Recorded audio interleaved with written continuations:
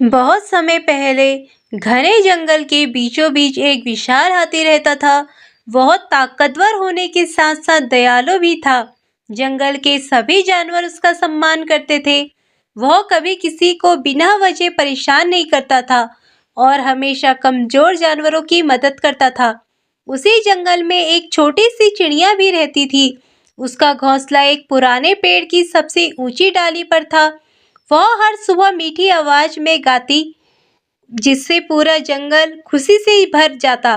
एक दिन अचानक तेज आंधी आई और मूसलाधार बारिश शुरू हो गई। हवा इतनी तेज थी कि पेड़ों की डालियां टूटने लगी।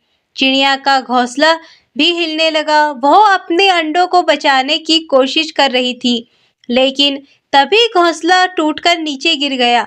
हाथी ने यह सब देखा। वह तुरंत दौड़कर वहां पहुंचा। उसने बहुत सावधानी से अपने बड़े पैरों के बीच घोंसले को सुरक्षित रखा और बारिश का पानी उसमें ना जाए। बारिश रुकने के बाद उसने जंगल के दूसरे जानवरों की मदद से मजबूत टहनियां इकट्ठी की। बंदर ने बेलें लाई, गिलहरी सूखी घास लाई और हाथी ने अपनी सूंड से नया घोंसला पेड़ पर मजबूती से बांध दिया। कुछ दिन बाद जंगल में शिकारी आ पहुंचे। उन्होंने हाथी को पकड़ने के लिए गहरा गड्ढा खोद दिया, उसे पत्तों की से ढक दिया। सुबह जब हाथी उस रास्ते से जा रहा था, तभी पेड़ पर बैठी उसी चिड़िया ने गड्ढा देख लिया। वह जोर जोर से चहचहाने लगी और हाथी के सामने उड़ने लगी। पहले तो हाथी कुछ समझ नहीं पाया, लेकिन चिड़िया लगातार उसे दूसरी दिशा में ले जाने लगी। हाथी ने उस पर भरोसा किया और रास्ता बदल दिया।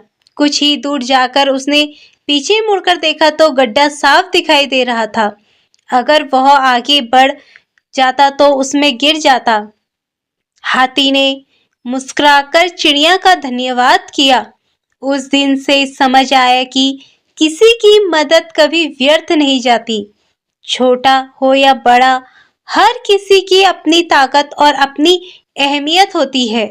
उस दिन के बाद जंगल के सभी जानवर मिलजुल कर रहने लगे।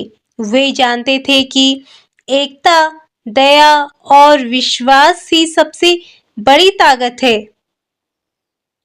तो इस कहानी से हमें ये सीख मिलती है कि दूसरों की निस्वार्थ सहायता करने का फल एक न एक दिन अवश्य मिलता है।